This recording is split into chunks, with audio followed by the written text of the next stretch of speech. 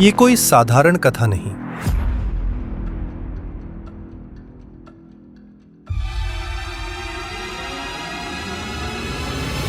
ये वो क्षण है जब दो महाशक्तियां आमने सामने आई। एक योगियों के अधिपति भगवान महादेव, दूसरे साक्षात नारायण श्री कृष्ण।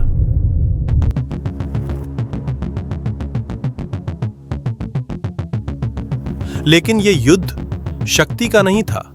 ये युद्ध था कर्तव्य और भक्ति के बीच, जहां लीला और मर्यादा का संतुलन डगमगाने लगा। आइए चलें उस समय की ओर, जहां एक भक्त के प्रेम और एक राजा के धर्म के बीच ब्रह्मांड ने भी अपना सांस रोक लिया था। द्वापर युग में एक बलशाली असुर था, बाणासुर। 1000 भुजाओं वाला अपार बलशाली, लेकिन उसका अहंकार नहीं।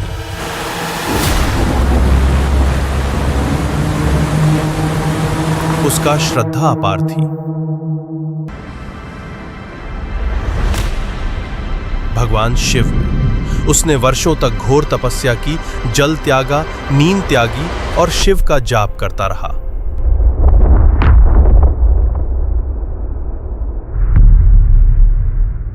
भगवान शिव प्रकट हुए, कहा, वत्स, मांग क्या चाहता है? बाणासुर बोला, प्रभो, जब भी कोई मुझसे युद्ध करे, आप मेरी ओर से मेरी रक्षा करें। शिव बोले, तथास्तु।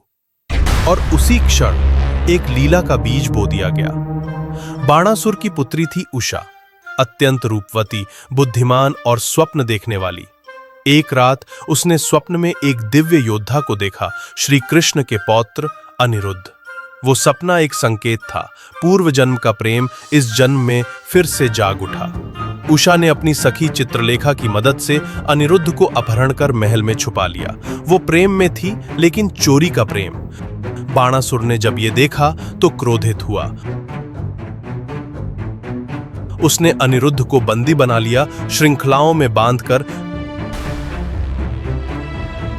काल कोठरी में डाल दिया। द्वारका में समाचार पहुंचा कि अनिरुद्ध को बंधक बनाया गया है। श्री कृष्ण शांत नहीं रहे। उनकी आंखों में तेज था और वाणी में न्याय। उन्होंने बलराम और अपनी सेना को आदेश दिया, यह अधर्म नहीं सहा जाएगा।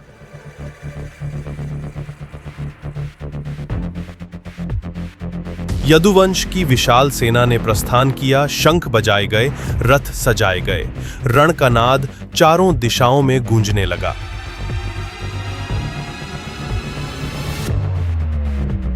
बाणासुर डर गया। उसने अपने इष्ट भगवान शिव का ध्यान किया। महादेव त्रिशूल लिए प्रकट हुए। गंगा उनकी जटाओं में बह रही थी, तीसरा नेत्र चमक रहा था। सामने थे साक्षात श्री कृष्ण, रथ पर खड़े, मुस्कुराते हुए। महायुद्ध की भूमि तैयार थी। एक ओर शिव, योगियों के आराध्य, दूसरी ओर कृष्ण, लीला के स्वामी।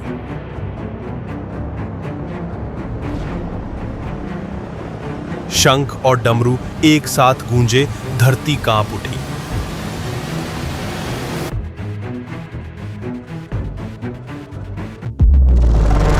महादेव ने त्रिशूल चलाया, श्री कृष्ण ने सुदर्शन चक्र से काटा।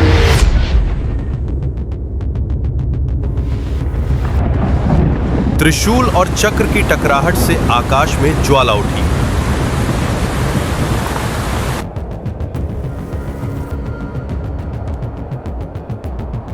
नंदी गरजने लगे, गरुड़ आकाश में मंडराने लगे। शिव बोले, नारायण, आज मैं अपने भक्त की रक्षा करूंगा। कृष्ण बोले, नाथ, मैं धर्म की रक्षा कर रहा हूं। त्रिलोकी में ऐसा संग्राम कभी नहीं देखा गया। ना जीत ना हार, बस तेज की बौछार। हर प्रहार एक दिव्य प्रकाश बन गया। ये युद्ध नहीं, एक ब्रह्म लीला थी।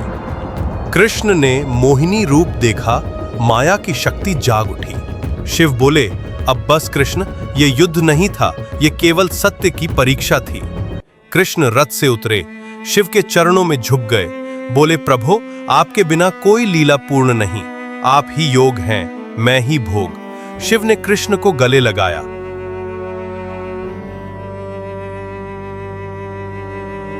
बोले, धर्म और भक्ति जब साथ चले तो ब्रह्मांड भी स्थिर हो जाता है। बाणासुर ने पश्चाताप किया, अनिरुद्ध को मुक्त किया गया। उषा और अनिरुद्ध का विवाह संपन्न हुआ, शिव और श्री कृष्ण दोनों की उपस्थिति में। सभी देवता प्रसन्न हुए, ब्रह्मा ने आशीर्वाद दिया। अहंकार का अंत हुआ, प्रेम और धर्म की विजय हुई। शिव और कृष्ण दो नहीं हैं, एक ही ब्रह्म के दो स्वरूप हैं। एक वैराग्य का प्रतीक तो दूसरा प्रेम का, एक तांडव है तो दूसरा रास, एक योग है दूसरा लीला। जब ब्रह्मांड में अधर्म बढ़े तो शिव क्रोध बनते हैं, और जब धर्म डगमगाए तो कृष्ण नीति बनते हैं। ये कथा हमें सिखाती है कि जब तक सत्य, प्रेम और भक्ति जीवित है, तब तक कोई भी युद्ध अंत में शांति का मार्ग बन जाता है। हर हर महादेव। जय श्री कृष्ण।